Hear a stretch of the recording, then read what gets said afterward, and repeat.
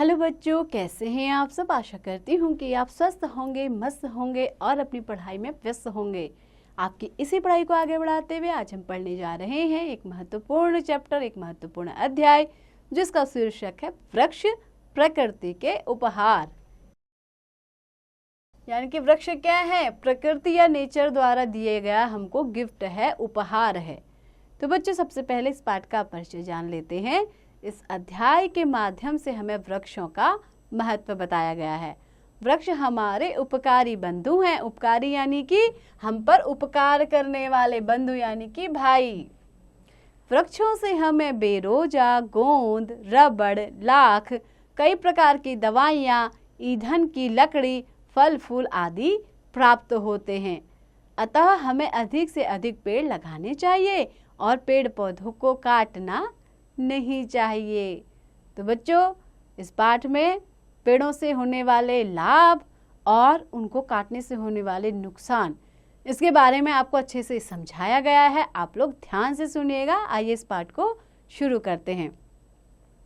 कल्पना कीजिए कि पृथ्वी पर जंगल न होते, बस्तियों के आसपास पेड़ पौधे न होते, पहाड़ों पर हरियाली न होती, तो यह सब कैसा लगता और क्या होता?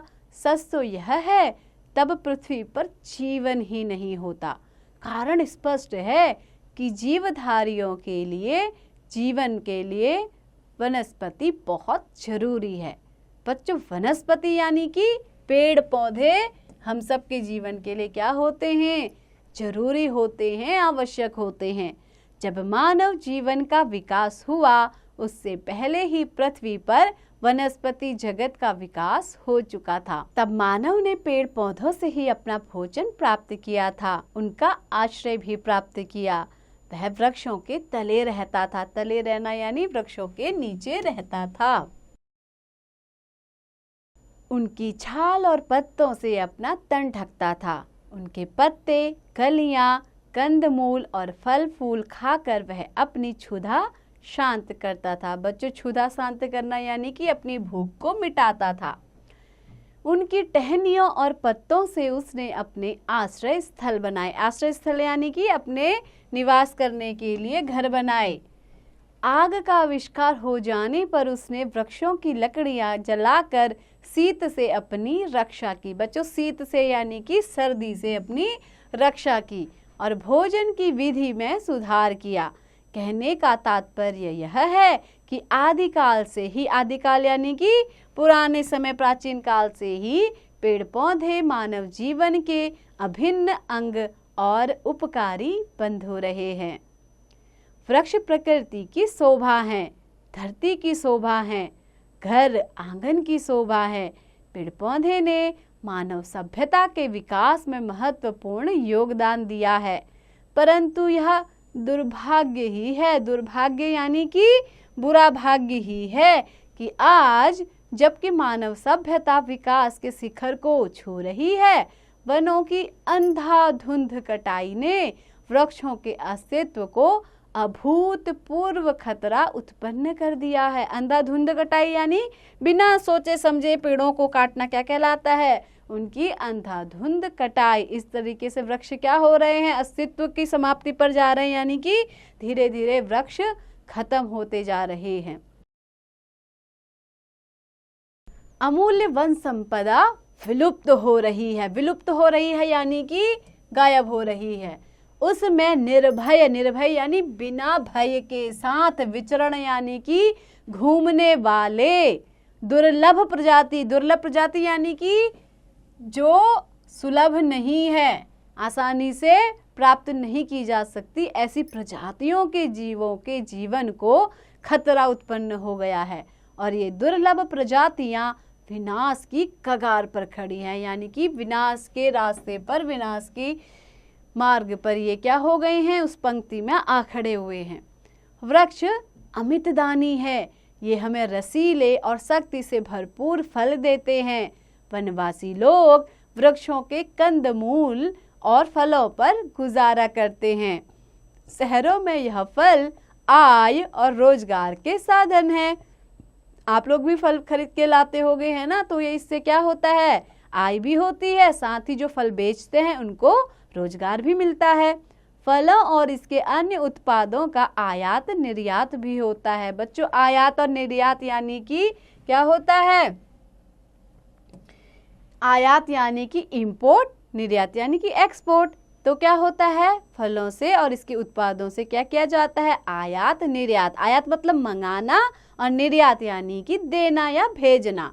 वृक्ष हरियाली देते हैं, छाया देते हैं, धरती के तापमान को कम करते हैं, वायु को शुद्ध करते हैं और प्राणवायु देते हैं। बच्चों, प्राणवायु क्या होती है? प्राणवायु होती है हमारी ऑक्सीजन। तो हमें ये क्या देते हैं? साथ ही साथ प्राणवायु भी देते हैं। इनकी जड़ काम आती है, छाल काम आती है, फल फूल और पत्ते भी काम आते हैं। इनके तने से मकान के लिए दरवाजे, चौखट तथा कड़ियाँ बनती हैं और ड्राइंग रूम के लिए तरह तरह का फर्नीचर बनता है।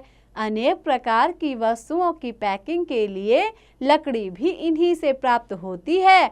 बहुत से वृक्षों से लाख, गोंद, रबर, बेरोजा और तारपीन का तेल मिलता है। वृक्ष औषधियों के भंडार हैं।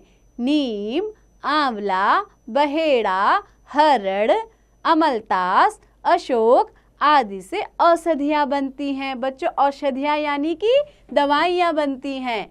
आयुर्वेदिक और यूनानी चिकित्सा तो जड़ी बूटियों के बिना अधूरी है। वृक्ष हरा रहता है तब भी काम का, और सूख जाता है तब भी काम आता है। वृक्षों की सूखी टहनियाँ और सूखी लकड़ी ईंधन के काम आती है। वृक्षों के हरे सूखे पत्तों से उत्तम खाद बनती है। वृक्षों की जड़ें मिट्टी के कटाव को रोकती हैं। इनके कटने से पहाड़ खिसकने लगते हैं, भूस्खलन होने लगता है। भूस्खलन होना यानी जगह जगह से भूमि में दरार आना या उसमें तोड़फोड़ होना। वृक्षों के न होने से उचित मात्रा में वर्षा नहीं होती। पर्याप्त वर्षा न होने से खेती नहीं हो सकती। मनुष्य और पशुओं के लिए पानी की दिक्कत होती है। वृक्षों का सफाया होने पर रेगिस्तान सुरसा के मुंह की तरह बढ़ने लगता है। बच्चों, यहाँ पर क्या है? वृक्षों का साफ होने पर क्या बताया गया? उस स्थान को रेगिस्तान। जहाँ वृक्ष न होंगे वो क्या हो जाएगा? रेगिस्तान बन जाएगा। और साथ ही सुरसा के मुंह की तरह बढ़ने लगता है। आपने सुना होगा रामायण में एक राक्षसी थी सुरसा। सुरसा जसु जसु बदन बढ़ावा, तासु दून कपि रूप दिखावा। यानी कि क्या है? सुरसा अपने मुंह को जिस तरह बढ़ाती है वैसे ही वृक्षों के सफाया होने से रेगिस्तान बनते चले जाते हैं। मरुस्थल के निवासियों का जीवन बहुत ही कष्टकारी होता है। बच्चों, जहाँ पेड़ ही नहीं होंगे, पानी नहीं होगा, और पानी नहीं होगा तो वहाँ का जीवन क्या होगा? कष्टमय होगा। जहाँ वन होते हैं वहाँ पशु पक्षी भी पाए जाते हैं। ये प्रकृति में संतुलन बनाए रखने के लिए आवश्यक है। सच तो यह है कि वनों से पशुओं की रक्षा होती है और पशुओं से वनों की। वन पृथ्वी के सभ्य समाज से दूर जीवन बिताने वाली जातियों की शरण स्थली है। बच्चों, शरण स्थली यानी कि वो क्या करते हैं? वहाँ पर शरण पाते हैं। जिनको आप आदिवासी कहते हैं ना, तो वो क्या है? जंगल में ही रहते हैं। तो जंगल उन्हें क्या देता है? शरण देता है। वे वनों से कंदमूल, फल फूल खाकर और आवश्यकता अनुसार वन्य जंतुओं का शिकार करके तथा थोड़ी बहुत खेती करके अपना गुजारा करते हैं। वृक्षों से इनका बहुत पुराना नाता है। वनों में वृक्षारोपण की जरूरत नहीं होती। प्राकृतिक तौर पर वृक्षों का प्रजनन और संहार होता रहता है। बच्चों, प्रजनन यानी कि अपने जैसे दूसरे ही वृक्ष को जन्म देना प्रजनन कहलाता है। संहार होना यानी कि उनका खत्म होना। मनुष्य के लोभ का अंत नहीं है। लोभ यानी मनुष्य बहुत क्या होता है? लोभी होता है, लालची होता है। उसकी सर्वभक्षी भूख का भी अंत नहीं। बच्चों, सर्वभक्षी यानी कि सब कुछ भक्षण करने वाला कहलाता है। सर्वभक्षी यानी कि वो सब कुछ खा लेता है। उसने प्रकृति की संपदा को नष्ट करने का मानो बीड़ा ही उठाया हुआ है। विकसित देशों के पास अपार धन है। उनकी गिद्ध दृष्टि विकासशील और अविकसित देशों की अक्षय वन संपदा पर पड़ी। अक्षय यानी कि जो कभी नष्ट नहीं होते उनको कहते हैं अक्षय। वन संपदा यानी कि वनों की जो संपदा है, किसकी दृष्टि पड़ी उन पर? विकासशील जो देश हैं, जो अविकसित देश हैं, उन पर विकसित देशों की दृष्टि पड़ी है। उन्होंने लकड़ी के मुंह मांगे दाम देने का लालच दिया। उन्हें अपने ड्राइंग रूम को सजाने के लिए, भवन निर्माण के लिए, भारी भारी नौकाएं और जहाज बनाने के लिए, पैकिंग, केसिंग के लिए और ऐसे ही अनगिनत कार्यों के लिए हर तरह की लकड़ी चाहिए थी। उनके देश में लकड़ी पर्याप्त मात्रा में तो मिलती ही नहीं, और अगर मिलती भी है तो वह अपनी वन संपदा को नष्ट क्यों करें, जबकि उनके पास दूर देश से लकड़ी खरीदने के लिए पर्याप्त धन है। बस उनकी मांग पर उचित और अनुचित तरीकों से विकासशील और अविकसित देशों में अंधाधुंध वनों को काटना शुरू हुआ, और यह सिलसिला आज तक जारी है। वो जो हमारा भारत देश भी क्या है? एक विकासशील है, अभी विकसित नहीं हुआ है। तो कुछ ऐसा ही हमारे देश के साथ भी हुआ। कुछ डॉलर, पाउंड या रुपयों के प्रलोभनों में इतनी बड़ी हानि, यह अपने पैर पर कुल्हाड़ी मारना नहीं तो और क्या है? जो हाथ भोजन देता है, क्या उसे काट देना मूर्खता नहीं है? तो बच्चों क्या है पैरों पर कुल्हाड़ी मारना? पैरों पर कुल्हाड़ी मारना क्या है? एक मुहावरा है कि अपने आप ही अपना नुकसान कर देना, या जो अपने हाथ भोजन देता है उसका हाथ काट देना, इसका भी यही अर्थ हुआ। हमारे पूर्वजों ने वृक्षों के महत्व को समझा था। उन्होंने अपने देश की वन संपदा का संरक्षण ही नहीं, संवर्धन भी किया। बच्चों, संरक्षण करना यानी कि उसको संरक्षित करना, उसको सुरक्षित करना, और संवर्धन यानी कि उसको बढ़ाना। उन्होंने देश में पाई जाने वाली प्रत्येक वनस्पति का औषधीय गुणों के बारे में परीक्षण किए। सोम जैसी संजीवनी बृहस्पति की प्रशंसा में प्रार्थना मंत्रों की रचना की। तुलसी, कदली, बच्चों कदली वृक्ष यानी कि केले का पेड़, यानी कि यहाँ पे केले की बात हो रही है। तुलसी, कदली, आंवला, बहेड़ा, हरड़, कदम्ब, अशोक, बिल्व, जिसको आप बिल्व पत्र यानी कि जिसको आप बेल का पेड़ भी कहते हैं, बेलपत्र, वट, पीपल, सालमली आदि वृक्षों की पूजा सेवा का विधान बनाया। नीम के बारे में घोषित किया कि सर्व रोग हरो निम्बः, यानी कि क्या है? नीम का पेड़ क्या है? सभी रोगों का हरण करने वाला है, यानी कि उसके कारण सभी रोग खत्म हो जाते हैं। वृक्ष लगाने को पुण्य और काटने को पाप कहा गया है।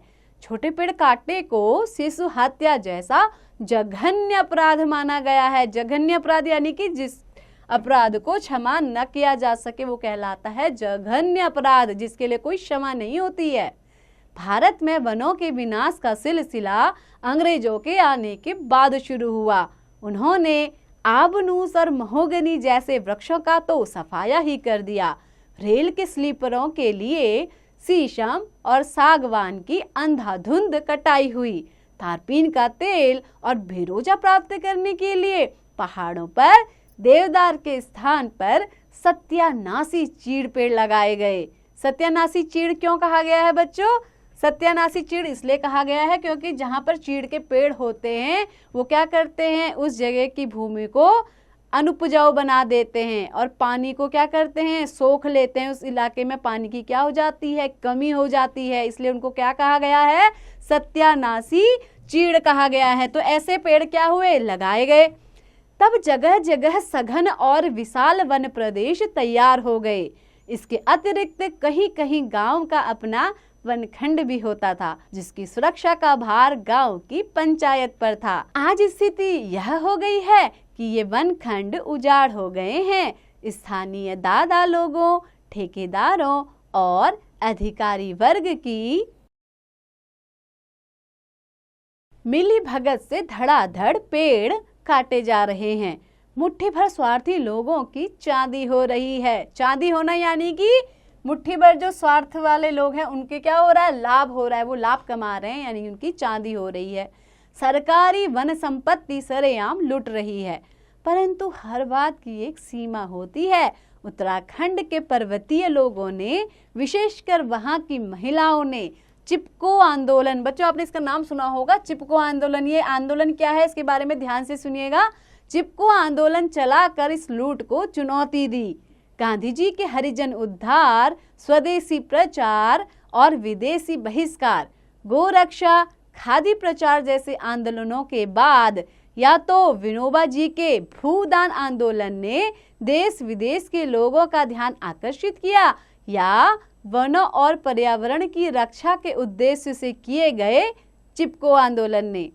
जोधपुर राज्य में 300 वर्ष पूर्व बिश्नोई जाति के लोगों ने भी खेजड़े के वनों की रक्षा के लिए ऐसा ही आंदोलन चलाया था। बच्चों आपने सुना होगा बिश्नोई लोगों के बारे में, जो क्या होते हैं, प्रकृति पूजक होते हैं। राजस्थान की एक आदिवासी जाति है बिश्नोई। तो क्या है, वहां के लोगों ने क्या किया था, खेजड़ी के वृक्ष, जो कांटेदार वृक्ष होते हैं वहां के, उनकी रक्षा के लिए भी ऐसा ही आंदोलन चलाया था जैसा उत्तराखंड के निवासियों ने चिपको आंदोलन चलाया था। संतोष की बात है कि आज लोगों का और सरकार का ध्यान वन संरक्षण तथा वृक्षारोपण कार्यक्रम की ओर गया है। आशा है कि हम अपने इस परम उपकारी बंधुओं का संरक्षण तथा संवर्धन करेंगे तथा देश के प्राकृतिक संतुलन को बनाए रखेंगे। वृक्ष को एकदम काटने की अपेक्षा उसकी आयु भर उससे ऑक्सीजन, शुद्ध वायु, फल फूल, बीज, तेल और लकड़ी प्राप्त करते रहने में तथा सूखने के बाद उससे सूखी लकड़ी प्राप्त करने में अधिक लाभ है। उसे एकदम काटना तो मूर्खतापूर्ण कार्य है। दिन प्रतिदिन बढ़ती हुई जनसंख्या ने भी वनों के विनाश में कम भूमिका नहीं निभाई है। भारत की आबादी पिछले 4 दशकों में लगभग दुगनी हो गई है। वनों को काटकर कृषि योग्य भूमि का विस्तार हुआ है। बच्चों, कृषि योग्य भूमि यानी कि लोगों ने क्या किया, जंगल काट दिया और वहां क्या कर दिया, खेती करने के लिए भूमि बना दी, यानी कि उसका क्या हुआ, विस्तार हुआ, फैलाव हुआ। चरागाह बनाए गए हैं। चरागाह यानी कि वनों को काट करके क्या बनाए गए, पशुओं के चरने के लिए स्थान बनाए गए। ईंधन की समस्या बढ़ी है। इन सब के लिए वृक्षों पर कुल्हाड़ा चला है। जो हुआ सो हुआ। अब अपना नैतिक और धार्मिक कर्तव्य समझकर वृक्षों का संरक्षण और संवर्धन होना चाहिए। सूखा, बाढ़, प्रदूषण, वर्षा की कमी आदि के रूप में वृक्ष काटने के दुष्परिणाम हम भोगने लगे हैं। पर ये तो मात्र चेतावनियां हैं। यदि हम इस समय भी सचेत नहीं हुए तो मानव जाति का अस्तित्व ही खतरे में पड़ जाएगा।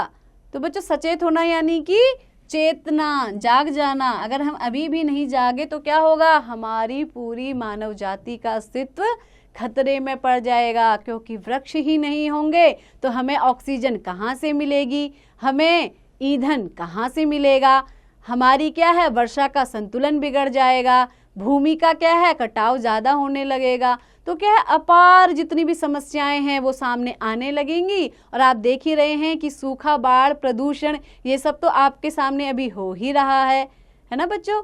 तो कैसा लगा आपको ये पाठ? आशा करती हूँ कि आपको बहुत अच्छा लगा होगा। आपने इससे नवीन जानकारियाँ भी प्राप्त की होंगी और आपने साथ ही इससे क्या सीखना है कि हमें अपने जीवन में अधिक से अधिक वृक्ष लगाने हैं। केवल लगाने ही नहीं है, उनका संरक्षण भी करना है, उनका संवर्धन भी करना है। क्योंकि पेड़ होंगे तभी तो हम होंगे और तभी हमारी सभ्यता बचेगी। तो बच्चों, ऐसे ही पढ़ते रहिए, आगे बढ़ते रहिए और हाँ, इसका अभ्यास जरूर कीजिएगा।